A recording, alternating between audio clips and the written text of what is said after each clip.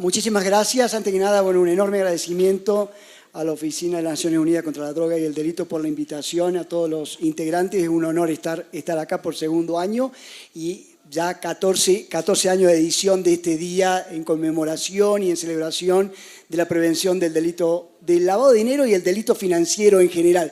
No nos olvidemos que el lavado de dinero es un delito económico, como siempre decimos, pero a su vez también es la propia economía de todo el delito, es decir, cualquier tipo de delito, los fondos, los flujos van a pasar por el lavado de dinero, por lo tanto, no solamente se combate el lavado de dinero, sino también todos los otros delitos financieros alrededor. Así que un enorme gusto. Segundo, y antes de comenzar de lleno en el tema, charlando con colegas, con compañeros colombianos, siempre, bueno, colombianos en realidad de cualquier país, pero con colombianos en especial a veces se quejan de la frustración de tener que cumplir con la normativa, de tener que estar a la vanguardia de lo que obligan las regulaciones, las leyes, los reguladores. Colombia es un país, o te diría casi uno de los países que se encuentra en los podio de los países avanzados en la lucha contra los delitos financieros y contra el lavado de dinero en especial. Posiblemente debido a su propia historia, a su propia realidad. Fue uno de los primeros países hace 30 años, como lo dijeron el día de hoy, que comienza con la figura de extinción de dominio. Si bien la figura de extinción de dominio hoy en día en Colombia es muy diferente a la de allá de la década del 90, fue uno de los países precursores para tratar de recuperar esos fondos producto de los delitos.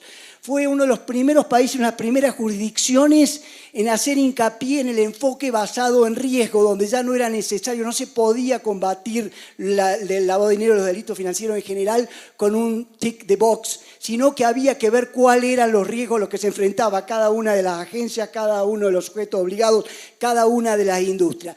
Y en tercer lugar, Colombia, uno de los principales países donde ya el foco de la lucha contra los delitos financieros y el lavado de dinero en particular no va dirigido solamente al sector financiero. Originalmente, cuando comienza el Gafi y mucho antes Estados Unidos a atacar el lavado de dinero, apuntaban al sector bancario por excelencia y luego se extendió al sector financiero. Sino que Colombia abrió el abanico hacia otro universo mucho más grande de actores que también son actores o pueden ser actores pasibles de ser mal usados por los delincuentes para mover fondos, cuál es la economía real y el sector real. Es decir, Colombia es un país que está a la vanguardia de estos flagelos y de esta realidad.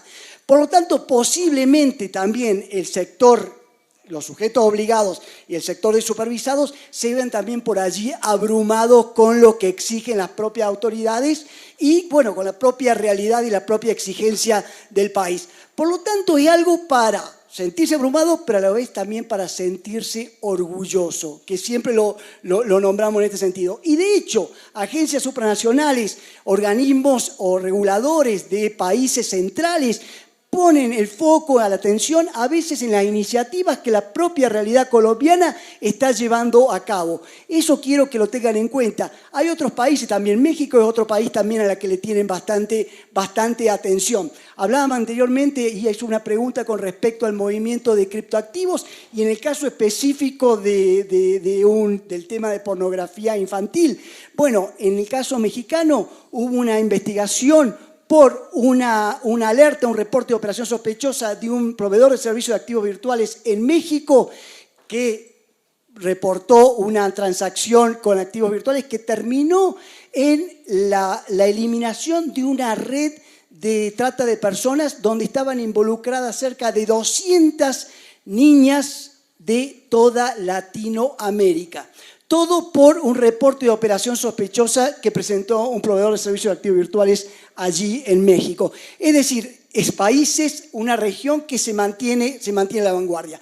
El segundo punto, y ya entramos de lleno en el tema, es que en esta conferencia estoy viendo temas súper interesantes que por allí, en cualquier conferencia, en cualquier evento de capacitación de delitos financieros, no están en el núcleo, no están en el centro de los delitos financieros.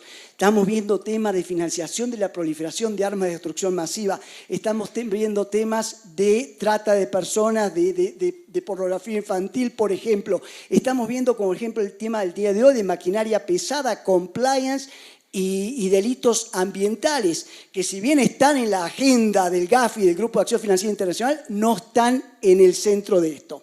Bueno, era una pequeña introducción que la tenía preparada y quería hacerla. Pero entrando de lleno en el tema de maquinaria pesada, compliance y delitos ambientales, que posiblemente no muchos de ustedes estén muy empapados, muy enterados de qué se trata, pero creo que es un panel ideal para ver de qué se trata y dónde estamos parados. ¿Cuáles son, Sebastián, la perspectiva, el riesgo, el manejo de ustedes como la policía con el tema de maquinaria pesada, lo que se llama maquinaria amarilla?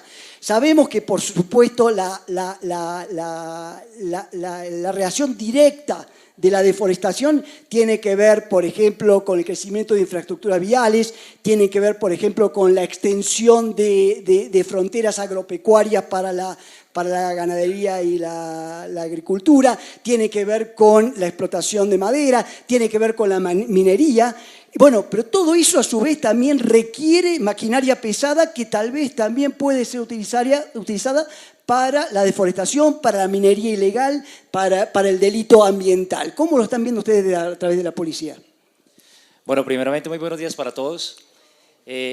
Poner un contexto inicial. La Policía Nacional, a partir del año 2013, en atención a un decreto presidencial que fue emanado referente al control que se debe hacer a toda la maquinaria pesada que es utilizada para el tema de minería ilegal en Colombia, porque hay que hacer un pequeño contexto. Maquinaria amarilla es el nombre común que nosotros denominamos a la maquinaria siempre. Para la legislación colombiana y la tipología de nosotros se denomina maquinaria agrícola, industrial y de construcción autopropulsada. Esto lo dice el Código Nacional de Tránsito en las definiciones en su articulado número 2, donde nos da un espectro muy amplio de todo lo que es con relación a tránsito y transporte. Entonces, con base a esto, nosotros iniciamos a partir del año 2013 con este decreto presidencial que nos faculta Policía Nacional a realizar destrucción de toda la maquinaria que es utilizada con ocasión a la minería criminal en el país, a ejercer diferentes procedimientos a lo largo y ancho del territorio nacional. No con esto quiere decir que comenzamos a estigmatizar el sector de la maquinaria o que todo el que tiene un tipo de X maquinaria va a ser destinada para la minería o para la deforestación. No.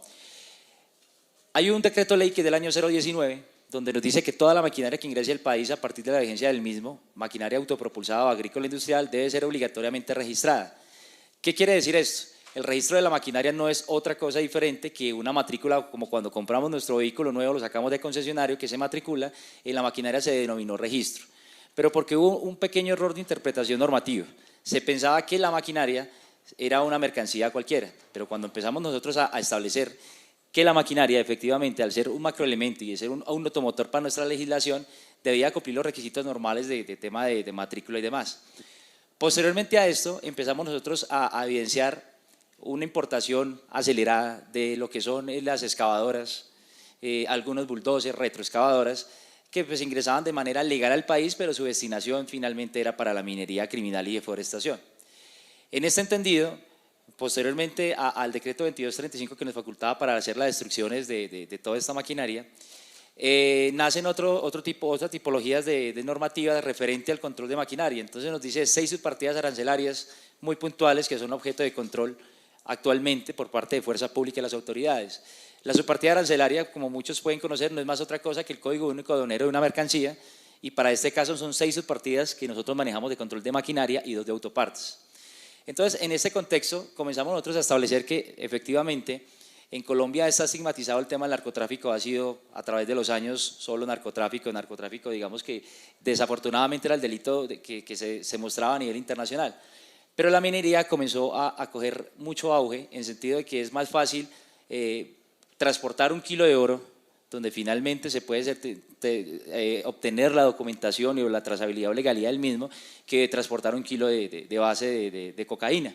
Entonces nosotros colocamos un contexto y un ejemplo muy claro. Si yo encuentro una persona en este momento con 1 kilo o cualquier denominación que está por encima de la norma de clorhidrato de cocaína u otra sustancia, pues automáticamente como fuerza pública lo que yo hago es judicializar a esta persona, dejarlo a disposición de la Fiscalía y hacer los actos urgentes pertinentes. Con el oro es totalmente distinto, ¿sí? Porque si bien es cierto, si no se puede demostrar obviamente su origen, pues obviamente hay una tipología del delito, la persona puede demostrar, a diferencia de esto, que lo obtuvo de manera legal y pues obviamente no sería un delito inicialmente. Entonces, con base a toda esta situación, haciendo este preámbulo pequeño, nosotros comenzamos a ejercer un control de toda esta maquinaria que es movilizada por el país, que finalmente es comercializada, pero empezamos a encontrar muchísimos vacíos normativos. Si bien es cierto, los decretos que existen actualmente, que son de alcance ministerial, nos dicen a nosotros, toda la maquinaria dentro de las 6 subpartidas aranceleras que se mueva a lo largo y ancho del país debe ser obligatoriamente registrada. ¿Qué sucede? Cuando empezamos a la práctica y empezamos a destruir maquinaria con los diferentes procedimientos, tratamos de hacer conexidad de identificación de quién era el propietario de esta persona, cómo estaba registrada, con todo este tipo de la tradición de este activo.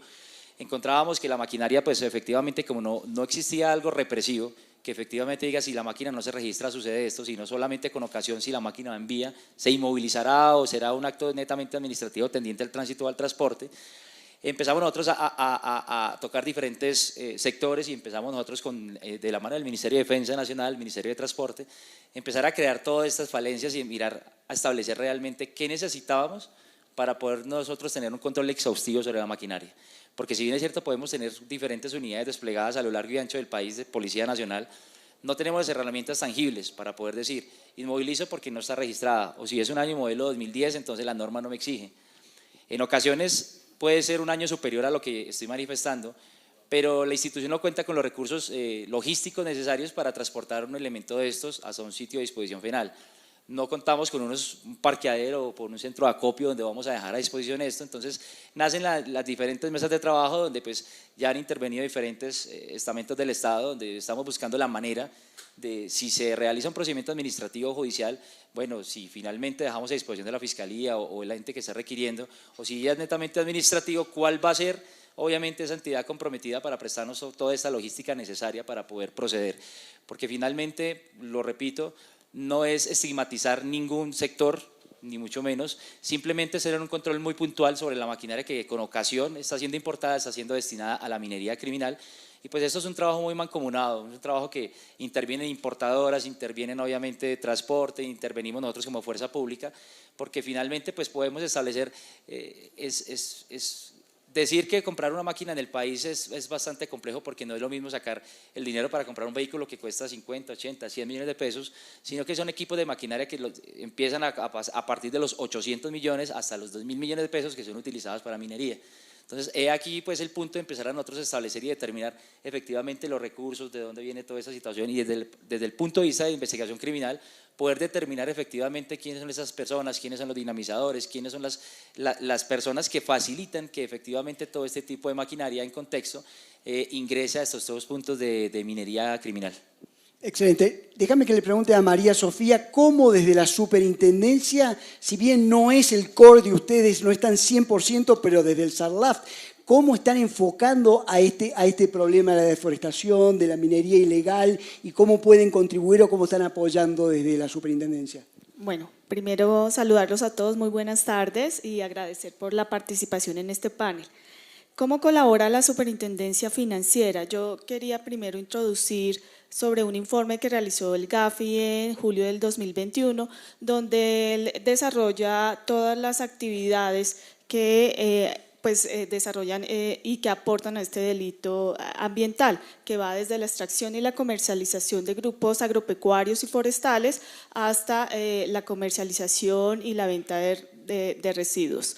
También sabemos que desde el COMPES pues, se ha definido estrategias o se ha puesto como lineamientos para definir estrategias para prevenir la deforestación y promover pues, actividades sostenibles forestales. Es por eso que la superintendencia desde diferentes líneas pues, ha acompañado para pues, que surtan este tipo de estrategias. Una de ellas, por ejemplo, es la de aplicar la banca responsable. Sabemos que la banca responsable lo que busca es alinear los objetivos del sistema financiero con buscar el desarrollo sostenible, económico y seguramente ambiental. Entonces, nosotros promovemos las actividades que se desarrollan en torno a ello. Algunas de ellas pueden ser, por ejemplo, en algunos casos dentro de la banca móvil, han desarrollado herramientas para que los clientes del sistema financiero midan su huella de carbono. Eso es una herramienta muy importante. También conocemos que de alguna forma restringen o requieren algún requerimiento adicional a aquellos sectores que no son amigables con el medio ambiente o buscan promover estas actividades sostenibles, tal vez ofreciendo servicios a menor costo. Entonces, así la banca de alguna forma colabora de este modo.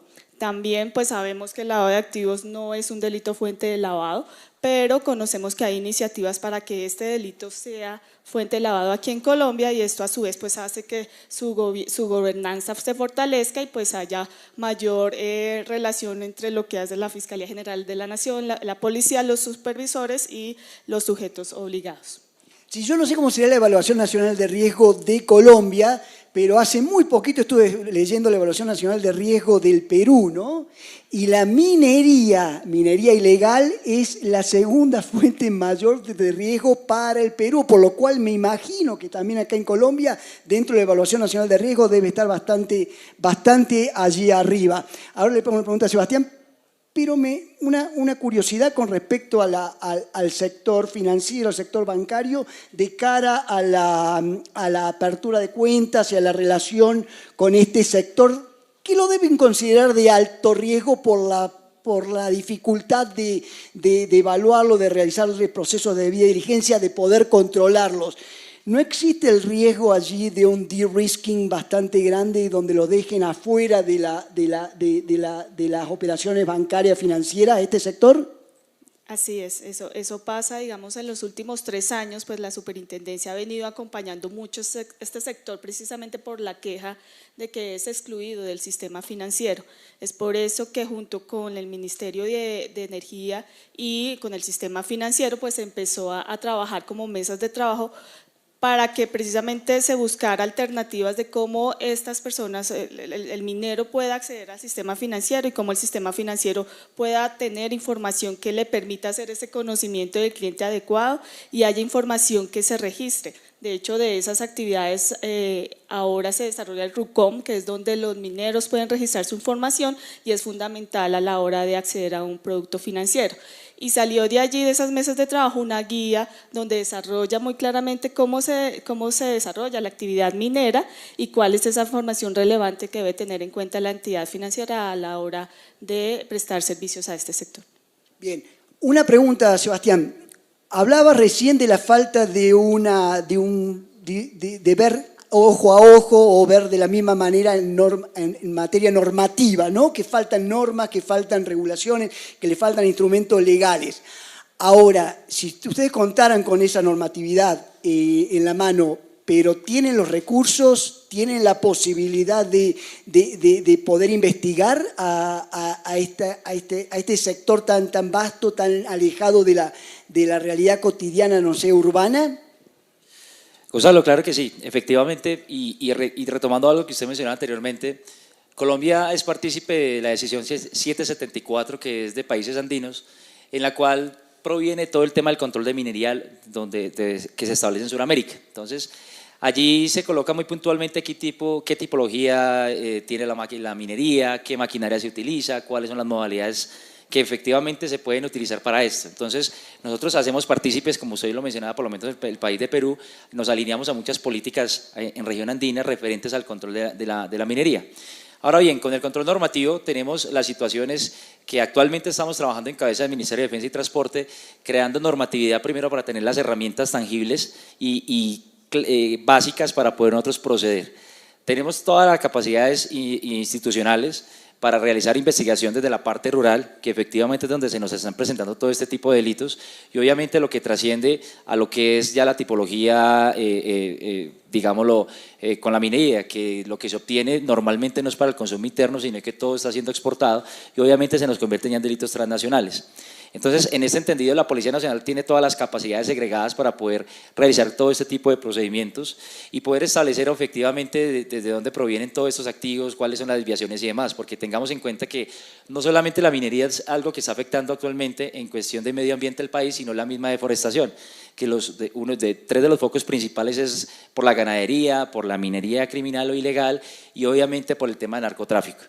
En cualquiera de estas tres, digamos que el recurso que es la madera es lo último que se está utilizando en su comercialización, no interesa tanto, sino efectivamente ampliar ese espectro, ese campo de acción para poder ejercer y poder realizar todos estos ilícitos que efectivamente la criminalidad está realizando en nuestra ruralidad en Colombia.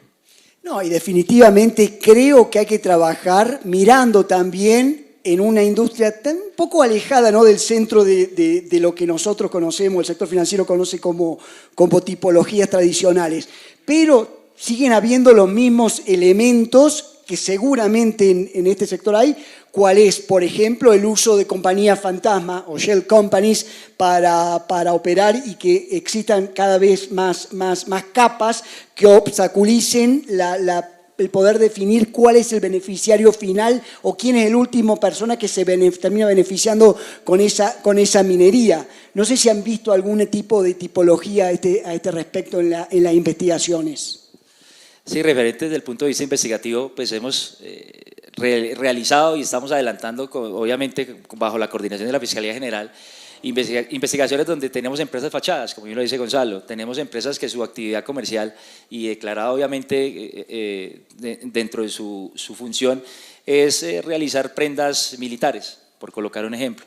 Pero realizamos la verificación de estas personas y tienen importaciones de más de 45 equipos de maquinaria actualmente al país. Entonces ya es algo que hemos empezado desde el punto de vista investigativo y obviamente sentarnos con las superintendencias y demás que intervienen en esos procedimientos a mirar efectivamente si esta persona tiene un permiso de una importación previa temporal, ¿sí?, para ingresar esta maquinaria, por qué razón lo está haciendo, si finalmente su vocación o su actividad comercial es totalmente diferente.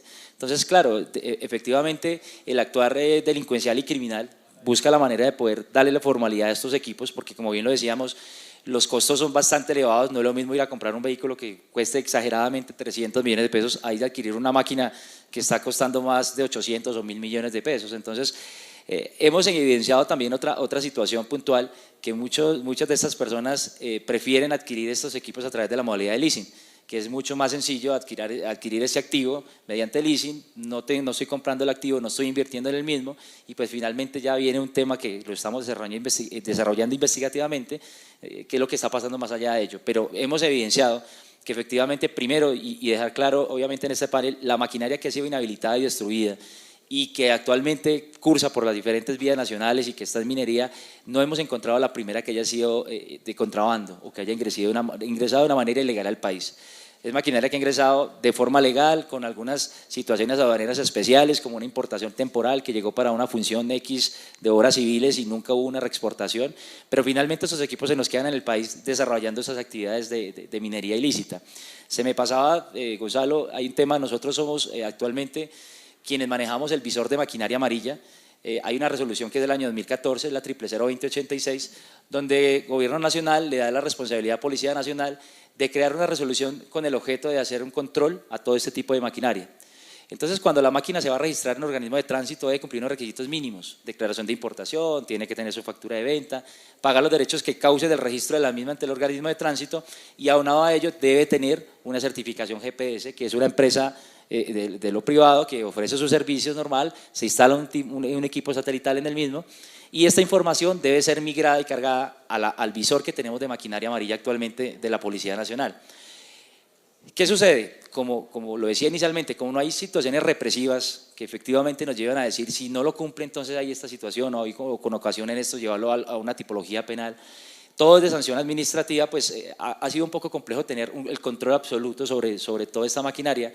Pero lo que estamos buscando actualmente es que toda la maquinaria que esté en el país actualmente, y es algo que estamos trabajando con Transporte y Defensa, lo ratifico de nuevo, sea registrada obligatoriamente, sin inferir su año modelo, sin tener en cuenta obviamente las situaciones con que hayan sido formalizadas en el país. ¿Con qué único fin? De como Estado y como fuerza pública tener un control sobre todos estos equipos y poder establecer efectivamente cuándo son destinados a lo ilegal o efectivamente están trabajando de manera correcta como es el deber ser. Entonces, este visor es una herramienta que nos ha permitido a nosotros saber cuando la maquinaria, por colocar un ejemplo, se encuentra cerca de una reserva o un parque nacional con protección especial. Entonces, procedemos obviamente administrativamente en poner unas sanciones y hacer los correctivos pertinentes que haya lugar, pues, para poder tener el control sobre todo este tipo de equipos que se encuentran a lo largo y ancho del país, Gonzalo. Bien. Creo que la superintendencia sacó un documento, había un documento con respecto al enfoque basado en riesgo, a una debida diligencia, o cómo avanzaba el campo de la deforestación, ¿puede ser? O... No, desde la superintendencia hemos trabajado en el último año en procesos de supervisión transversales focalizados a sectores particulares. En este caso, pues uno de ellos fue el abordar temas de deforestación asociado a la actividad ganadera. Este tipo de trabajos pues, nos permite hacer un estudio y de identificar las particularidades del sector, conocerlo. Por ejemplo, identificamos 5 departamentos núcleos de la deforestación, lo que son Caquetá, Meta, Guaviare, Putumayo, norte de Santander.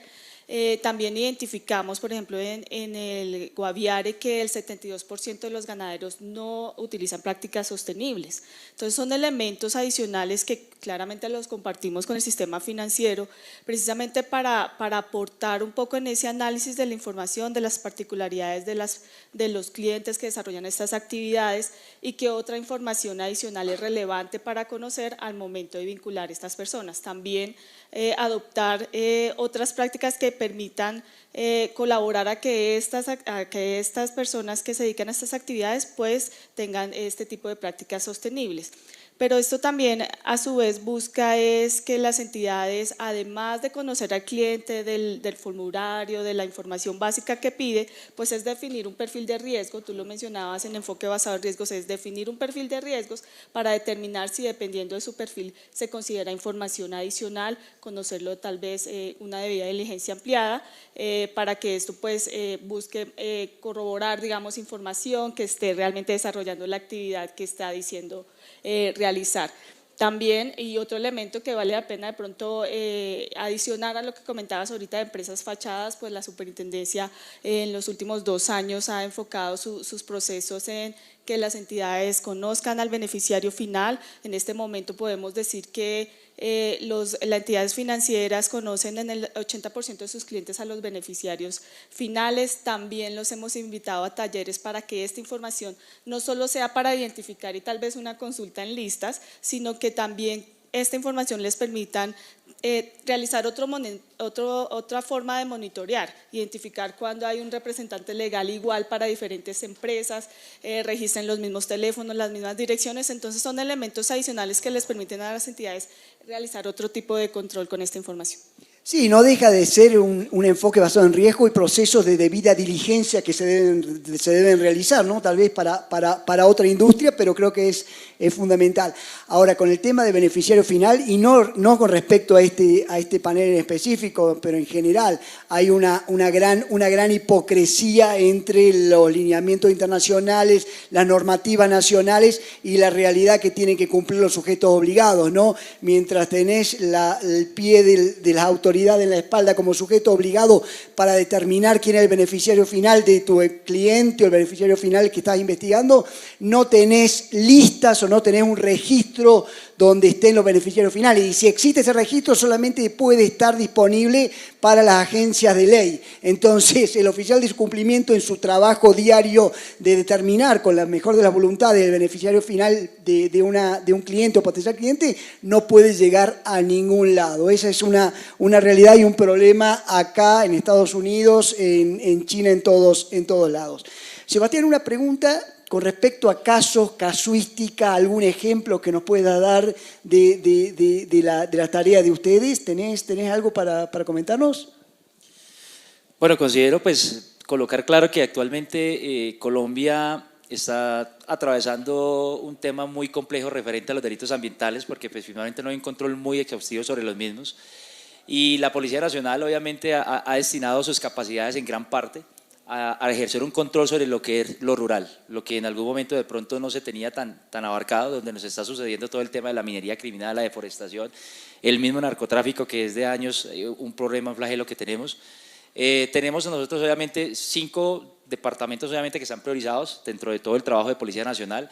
Está el departamento de Nariño con el Triángulo del Telembí, que es la parte más afectada con el tema de minería y deforestación.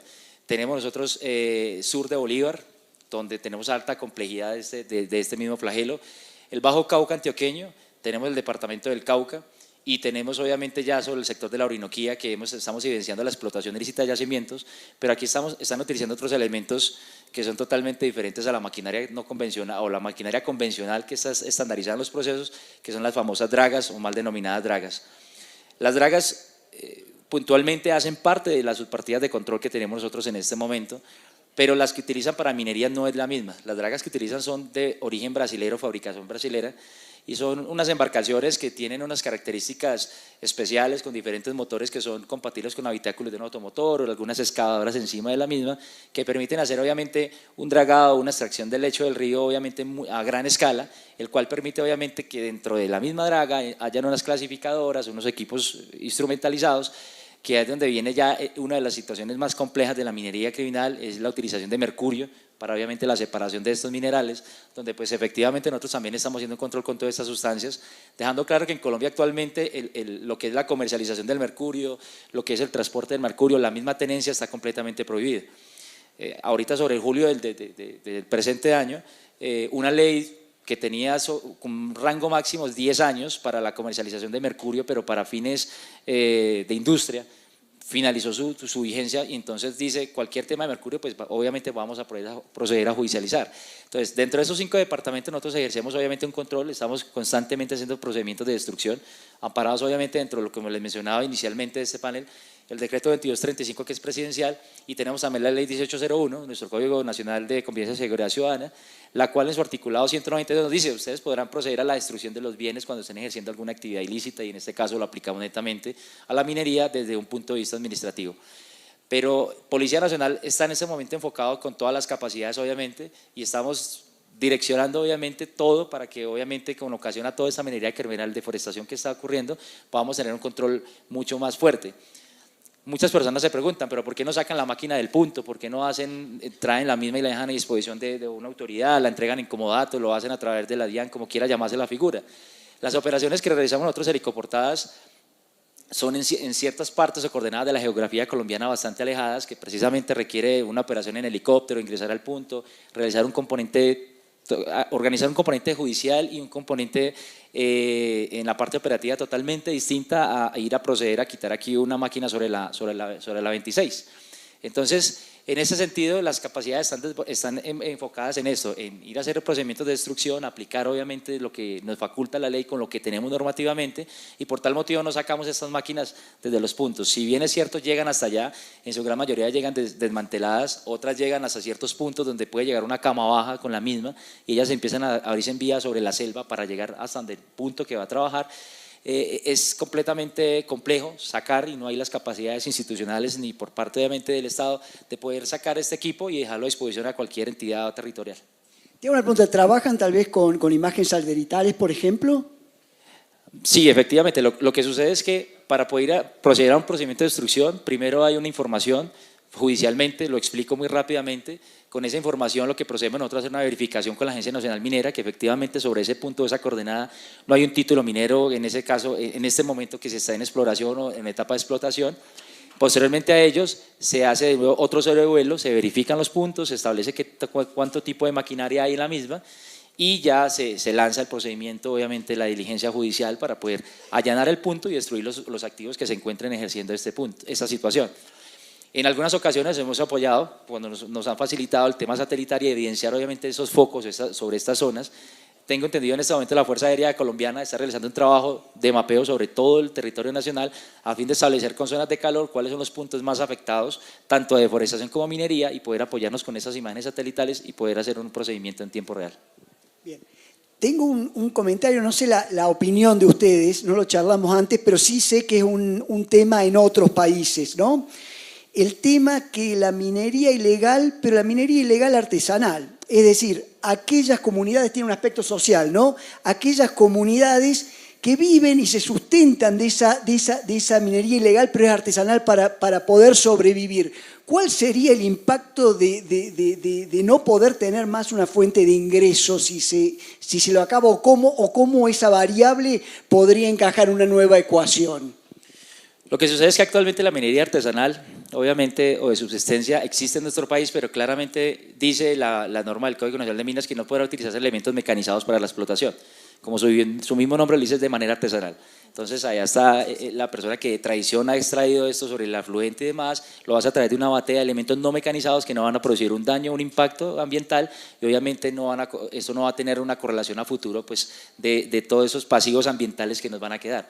Entonces, lo que nosotros atacamos directamente es obviamente la parte criminal, donde no existe ningún amparo administrativo, donde finalmente no proviene de nada de lo que efectivamente ancestral o artesanalmente se puede extraer. Claro, un temita, no sé si tenés algún comentario. Bueno.